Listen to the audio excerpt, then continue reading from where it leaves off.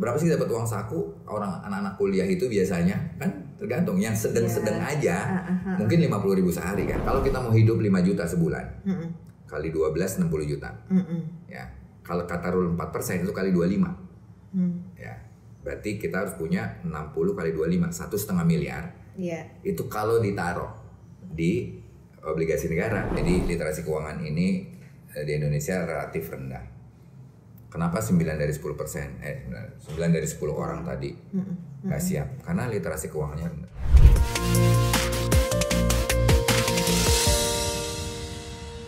Biasanya sih orang udah mulai ketemu lah profesinya apa segala macam. Nah, masing-masing profesi itu punya kekhasan. Ya, ada yang kekhasan tadi yang saya mau jadi pegawai saja, saya mau jadi pengusaha serabutan gitu. Nah, semua itu perlu cara ngelola keuangan masing-masing, nggak bisa ditiru gitu kan. Tapi prinsipnya sama yang tadi ya, mulai dari zakat, mulai dari kita manage utang gitu. Utang apa sih yang kita bisa lakukan ya? Kalau saya pribadi tanya, kita boleh ngutang nggak? Boleh, tapi cuma buat beli rumah. Karena kenapa? Karena harga rumah itu naiknya lebih tinggi daripada kemampuan nabung kita. Jadi it's okay gitu kalau mau beli rumah. Tapi yang lain-lain beli tunai aja Mbak Opi. Mau beli handphone. Handphone beli harganya 15 juta. Padahal handphone 3 juta udah cukup buat kita ya. Iya, benar-benar. Itu kan sekarang lagi marak flexing. Nah, iya itulah yang jadi membuat yang misok tadi. Yang misok tadi gitu kan. Karena yang kebutuhan itu kan di bawah sebenarnya. Nah, ini dulu nih masa depan. Sekarang masa depan nyiapin pensiun 1 miliar, kita pengen punya 1 miliar 20-30 tahun mendatang. Mungkin nggak? Ya mungkin. Mungkin kalau kita siapin semakin cepat, semakin baik karena kita bisa pilih kendaraan. Iya. Jadi kalau bicara persiapan pensiun ini banyak sebenarnya yang perlu kita pelajari. Tapi prinsip-prinsipnya tuh kita siapin lebih cepat. Kalau makin cepat makin ringan. Mungkin dengan 200.000, 300.000 sebulan kita udah bisa siapin. Tapi makin dekat, mungkin butuhnya udah 1 jutaan sebulan, 2 juta, 3 juta. Kenapa? Karena waktunya makin pendek, ya kan? Jadi yang harus ditabung makin banyak gitu. Yes, betul. Wah ini cocok banget karena sekarang juga ditambah media untuk kita berinvestasikan, menabungkan jadi makin banyak jenisnya kan. Gampang banget sekarang. Jadi mau instrumen apa sekarang? Iya, mau instrumen apa gitu ya. Saya punyanya cuma 10.000 sebulan saat ini nih. Saya kerja masih serabutan, mahasiswa lah. Mahasiswa kan dapat uang saku. Bisa mulai nggak nyiapin hari depannya, Mbak Opi? Menurut Mbak Opi?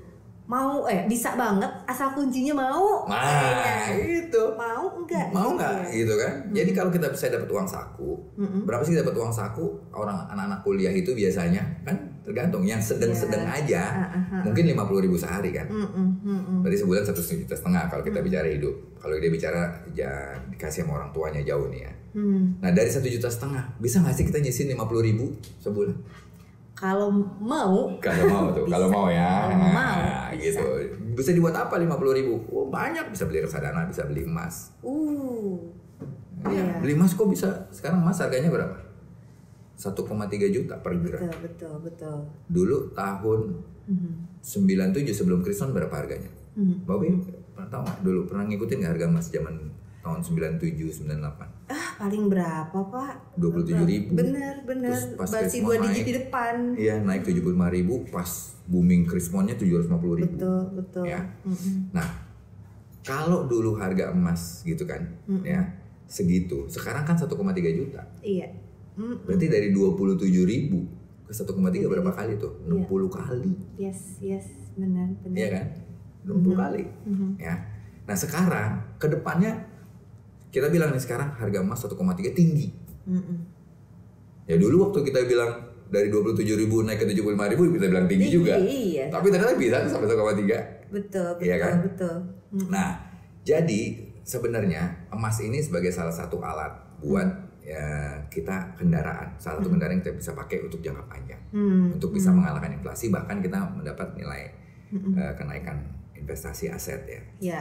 Nah, kalau 50.000 bisa nggak dibeliin emas? Bisa kan? Bisa betul. Bikin tabungan di Pegadaian Syariah atau tabungan emas bisa 50.000 dapat 0,0 sekian gram, ya kan? Nanti tambah lagi 0,0 sekian gram gitu. Nah, kita bisa beli itu secara rutin kalau kita mau. Betul. Karena begini, kita bandingkan deh gaji, kenaikan gaji sama kenaikan harga emas. Ya, kebetulan saya ngamatin harga emas itu kalau tahun 97 itu 27.000. Saya dulu gaji pertama kali di BDN, saya dulu nih kerja di Bank Dagang Negara, itu pegawai kontrak itu 624.000. Ya, berarti kalau saya beli emas bisa berapa gram? Ngitung lagi tuh Mbak Ovi. Ya Pak Wendy, ya banyak lah pokoknya 20 gram lah ya, ya 20 gram ya. Jadi kalau saya beli emas dulu, gaji saya bisa beli 20 gram. Ya. Tahun kemarin anak saya kerja ya, di Bank Sinarmas. Ya, sebagai pegawai, statusnya lebih tinggi dari saya. Kalau sebagai kontrak dia udah pegawai tetap, program IT development lah gitu ya. Gajinya 6,7. Kurang lebih lah ya. Iya. Ya. Harga emas sekarang berapa? 1,3. 1,3. Bisa beli berapa gram? Iya. 4 gram, 3 gram. Betul. Ya, coba bayangin. Yes. Jadi kenaikan harga emas itu jauh lebih tinggi dibandingkan kenaikan gaji. Jadi bicara nih. Jadi kalau memang mulai dari sekarang gitu, karena kita nggak tahu itu kenaikan harga emas jauh lebih tinggi dibandingkan kenaikan gaji kita. Oke, Pak Wendy, ini jadi cepat banget. Ternyata yang jadi berpikir nggak cuma saya doang. Ini ada teman-teman di rumah nih yang coba nitipin pertanyaan sama Pak Wendy, boleh ya? Boleh. Boleh. Nih kebenaran teman ini yang pertanyaannya adalah bukan di rentang usia pensiun yang mendekati pensiun korporasi, masih 38 tahun gitu. Sepertinya hati nuraninya tergerak. Oke, pertanyaannya begini. Kalau di usia 38 tahun jadi mulai berpikir ya Pak Wendy bilang, apa sih yang paling penting disiapin secara finansial buat saya mau nyiapin pensiun dini, katanya gitu ya.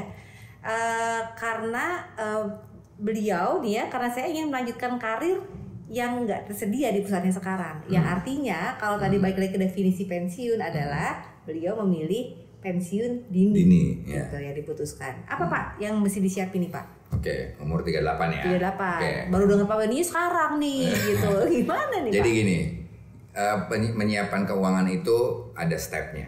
Yang pertama nih ya, kita bicara menyiapkan fondasi. Fondasinya apa? Fondasi yang pertama, pola manajemen keuangan kita harus benar. Pola manajemen keuangan, oke. Ya, pola manajemennya. Jadi sebelum kita bicara panjang, polanya harus benar. Polanya apa yang sebagai fondasi dasar? Yang pertama, kita benar-benar sudah bisa menerapkan pola keuangan sisih. Menyisihkan. Sisih. Oke. Karena biasanya orang sisa. Oh beda. Ya, kalau menyisihkan di awal. Ya, kalau sisa tuh ya. Sisa. Gitu ya. Okay. Jadi kalau misalkan kita dapat penghasilan, dapat gaji, kita pakai buat biaya hidup plus biaya pamer. Gedean mana tuh? Gedean mana? Gedean mana tuh? Ayo. Gedean mana? Biaya hidup sama biaya pamer. Ayo. Ya, gedean biaya pamer biasanya. Iya. Ya kan?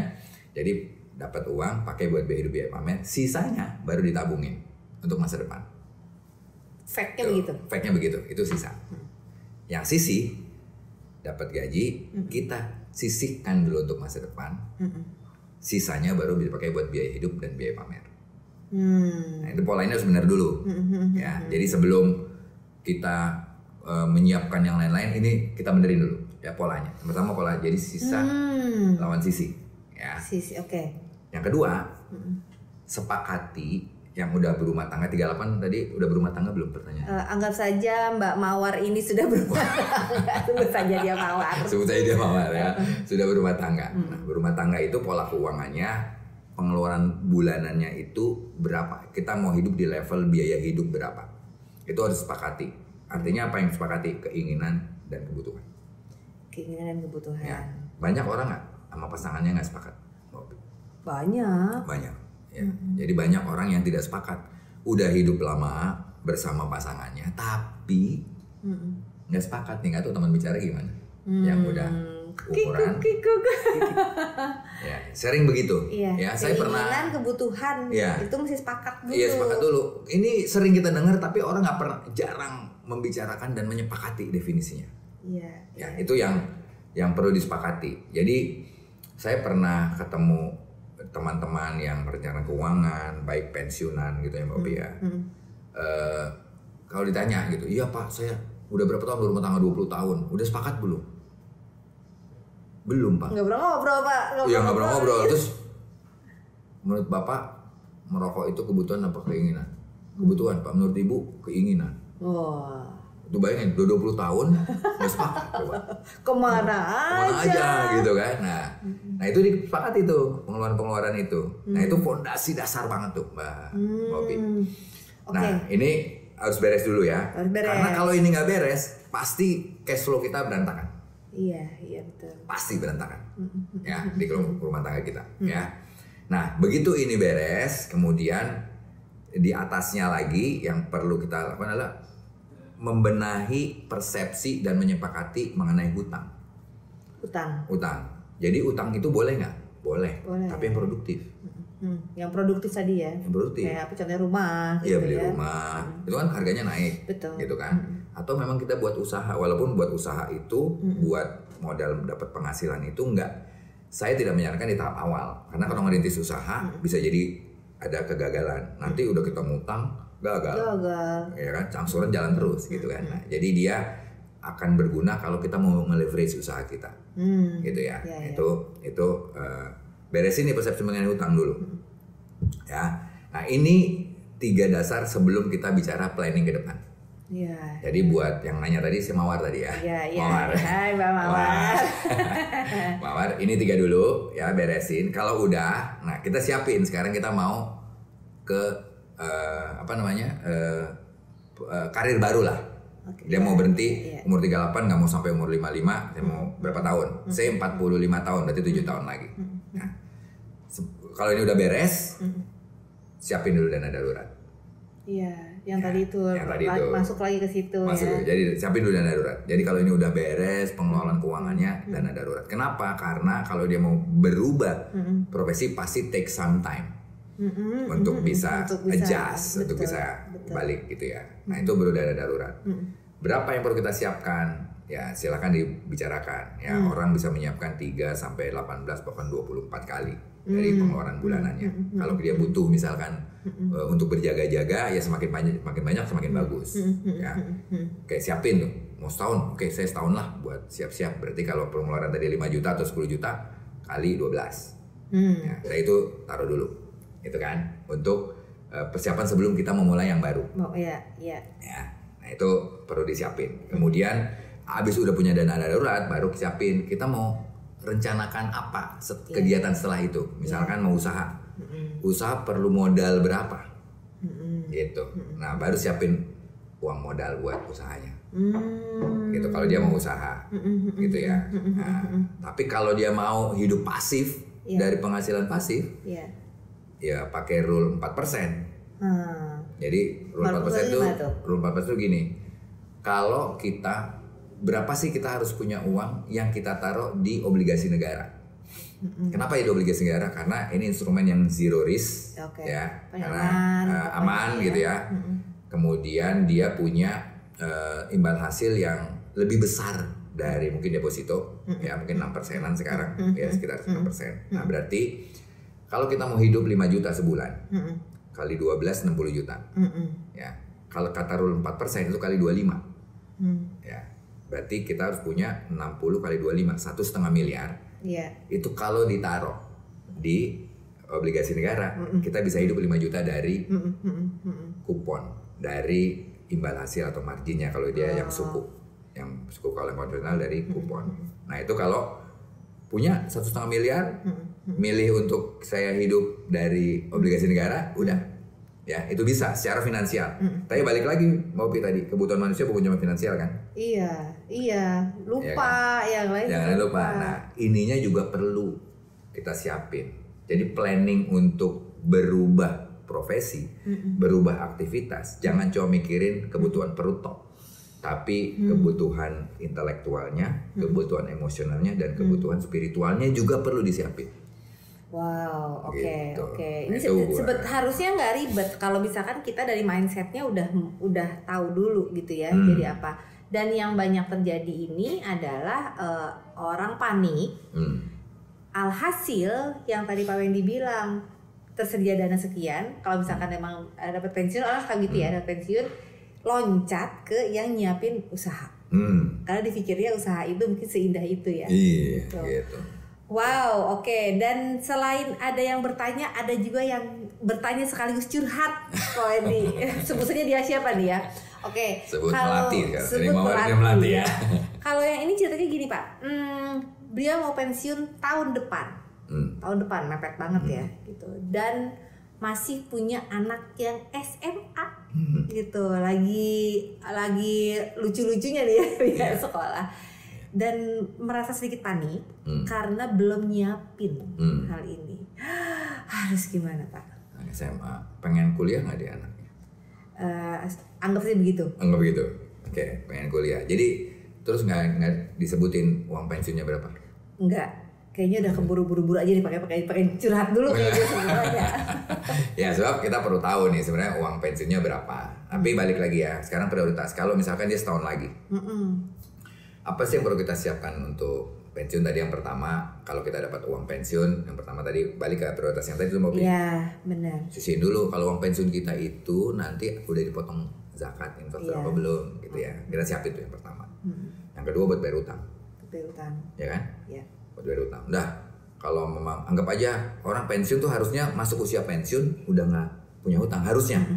Ya, anggap aja nggak ada utang. Terus udah punya dana darurat belum? Oke. Nah, udah kalau belum bikin dulu. Tapi kalau udah punya, udah nggak usah alokasi dari uang pensiun ya. Iya. Habis itu untuk cadangan biaya hidup. Oke. Kan kita pensiun. Nah, aku nggak tahu dia pegawai negeri atau bukan. Kalau pegawai negeri dia udah punya dong. Dana buat bulanannya, gitu kan. Masalah besar kecil balik lagi tadi itu kebersyukuran kita kan gitu ya, kita cukupin gitu, gimana kita bisa hidup di level itu gitu ya. Tapi kalau yang nggak punya pensiun bulanan ya harus disiapin kita berapa tahun mau nyiapin itu ya. Nah, berapa sih yang bisa kita siapkan ya, semakin banyak semakin baik. Idealnya kan tadi sampai kita usia harapan hidup gitu. Gini ketutupan muka gue nih gitu. saking jauhnya ya, saking semangatnya gitu ya. Iya. Nah, kita idealnya sampai usia harapan hidup. Tapi majority aku bilang nggak, mungkin 80%-an orang tuh nggak punya uang untuk sampai dia umur yang diharapkan kan 80 tahun, 75 tahun. Mungkin umur yang besar nggak punya.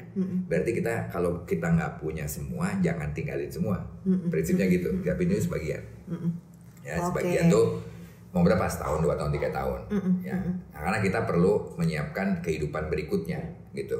Nah terus setelah itu baru siapin buat anak sekolah. Nah, alokasinya jadi gitu. Buat hidup dulu 10 tahun 2 tahun baru buat anak sekolah. Buat kuliah berapa sih butuhnya? Aduh, UKT naik, nggak jadi ya? Nggak jadi naik. Batalin. Aman kalau tahun kata ini. Mas Menteri batal. Nah, ya kan. Jadi kuliah berapa sih? Ya, kalau nanti silakan ada di surveinya di Bank Kompas kalau nggak salah. Itu sekitar 150 juta, 149 sekian biaya kuliah. Ya, ini yang ya mulai dari UKT bulanan sama uang kebutuhan yang lainnya lah. Itu sama kos ya, belum termasuk kos. Kan kosnya tergantung ya kan. Jadi saya pernah ngitung antara 150 sampai 250. Satu anak untuk 4 tahun. Nah, kalau dia uang pensiunnya misalkan 500 juta, saya rasa bisa tuh dialokasi itu. Ya, memang kalau uang pensiunnya 100 juta gimana? Ya, balik lagi tadi kita siapkan berapa yang kita punya. Paling untuk 1 tahun. Kalau 150 juta 4 tahun, kita siapkan setahunnya berapa sih? 37 juta setengah, 37 juta 500 ribu, 50 juta lah. Jadi yang kita tinggalin semua juga kita siapin. Baru sisanya buat modal usaha. Mau nggak mau, teman-teman bicara nih ya. Kalau kita nggak punya dananya, memang kita perlu cari penghasilan setelah pensiun. Ya, mau nggak mau. Kalau kita mau hidup mandiri, ya, yang tadi itu jangan tentu sama anak mantu ya kan. Kecuali anak mantunya udah nggak usah, diem aja, bapak, ibu diem aja. Pokoknya nanti saya kasih ya, itu nggak apa-apa gitu ya kan. Tapi kalau kita minta kan. Iya. enggak lah ya katanya amin gue minta gitu kan. Nah, gitu. Jadi itu yang perlu disiapkan tuh kalau bicara tadi Mbak atau Melati atau siapa kita sepakat itu Melati ya.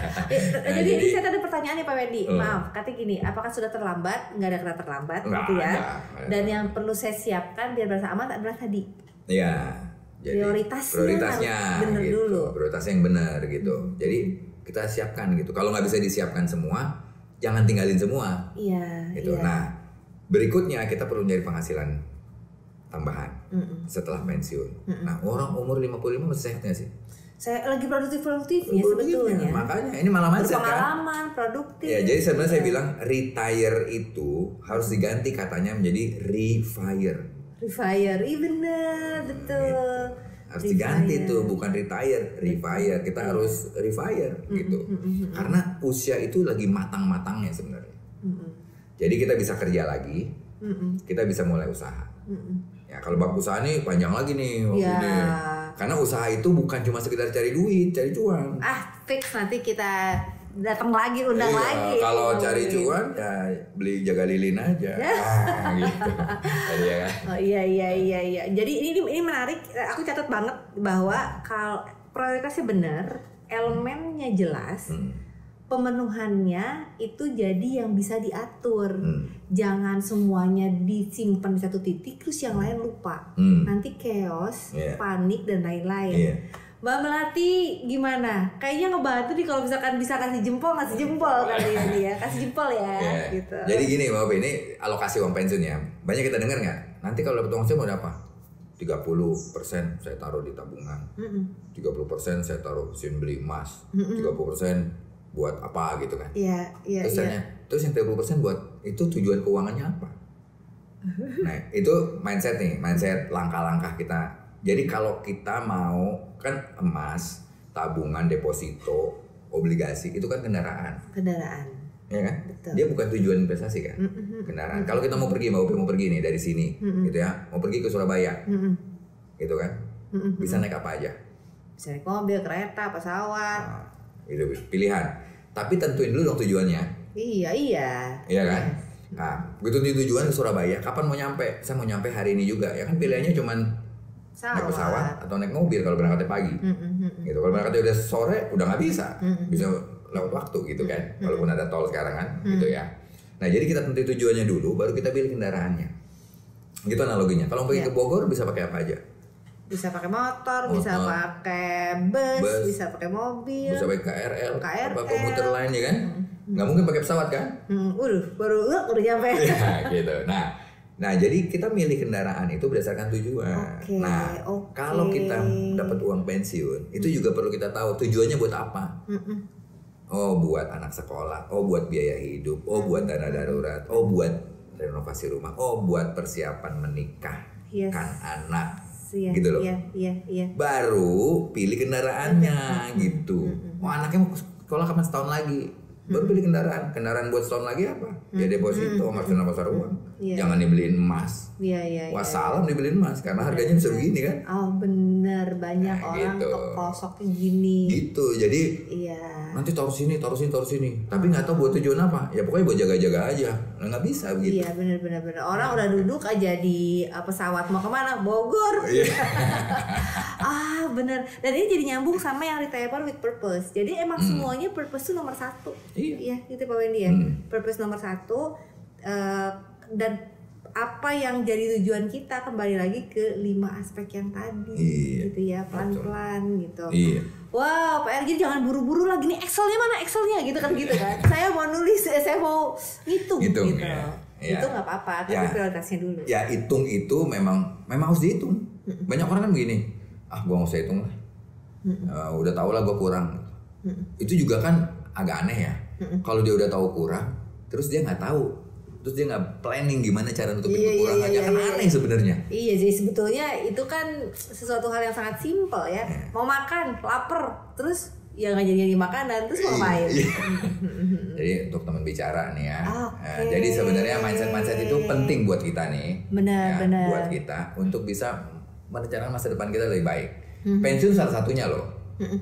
Jadi kalau bilang retirement with purpose kita apa? Gitu. Ini lagi ke ini kaitannya nanti kalau kita aktivitas. Jadi kalau aktivitas mau kerja lagi, mau usaha, itu purpose kita apa? Purpose kita kan kepengen kembali dengan baik. Iya. Dengan kalau bahasanya husnul khotimah kan. Betul. Nah, apa nih kalau kita mau usaha kayak gimana sih yang bisa baliknya enak gitu? Kalau ujungnya tujuannya udah bener, caranya, kendaraannya itu akan terdefinisikan dengan baik. Gitu. Wow, Pak Wendy, ini yakin banget yang punya pertanyaan banyak abis nonton ini. Yakin banget. Dan kalau ada yang masih punya pertanyaan, boleh ya kita tampung ya, teman-teman. Teman-teman gimana caranya? Kalau misalkan teman-teman punya pertanyaan, tulis di kolom komen ya. Tulis di kolom komen apa aja pertanyaannya. Dan kalau misalkan masih nggak puas nanya doang, saya pengen ngobrol gitu ya. Yuk cek di websitenya Animo, www.animoindonesia.com. Di situ ada kolom yang prodi-isi dan bilang aja mau dong ketemu temen bicara, mau dong ketemu temen bicara. Atau bisa lihat Instagram kita di Animo Indonesia, DM aja. Sekarang yang gampang gitu kan Pak Wendy, DM mau dong ketemu temen bicara gitu ya. Dan satu lagi pesan sponsornya, jangan lupa di subscribe dan follow dan like. Pak Wendy nggak puas, nanti janjinya mau tambah lagi. Janjinya mau ngebahas soal banyak tuh kayaknya ya. Kita lihat Pak yang komen-komen nih, kayaknya akan banyak dan insya Allah kapan-kapan mau ya Pak kita undang lagi ke sini ya. Iya, dengan senang hati Mbak Opi. Jadi gini ya teman-teman bicara ya, saya nih secara pribadi punya concern terhadap literasi keuangan. Ya, jadi literasi keuangan ini di Indonesia relatif rendah. Kenapa 9 dari 10%? 9 dari 10 orang tadi nggak siap? Karena literasi keuangannya rendah. Itu terjadi di orang-orang tua kita, orang tua saya dulu.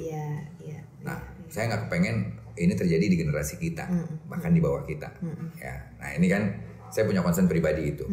Yang kedua, saya punya concern pribadi ingin menyelamatkan masyarakat Indonesia, termasuk teman-teman dari teman bicara, teman-temannya teman bicara untuk bisa terhindar dari apa itu, dari jeratan investasi bodong, kemudian pinjol, ya, yang nggak pas cara makainya. Nah itu, jadi senang banget kalau nanti bisa kita ngobrol-ngobrol lagi ya seputar itu. Saya ingin mudah-mudahan nih jadi balik lagi, purpose-nya apa? Inilah persembahan dari saya pribadi untuk Sang Maha Pencipta ketika saya menyelamatkan. Wih, Masya Allah. Gitu. Jadi kalau gini kita boleh salam cuannya dalam artian beneran ini ya, beneran cuan. Oke, Pak Wendy sekali lagi terima kasih banyak. Nanti kita undang lagi ya. Insya Allah nanti kita akan ngobrol lebih dalam lagi. Teman-teman terima kasih. Jangan lupa kita ketemu di episode yang lain dengan topik yang berbeda. Wassalamualaikum warahmatullahi wabarakatuh. Waalaikumsalam warahmatullahi wabarakatuh.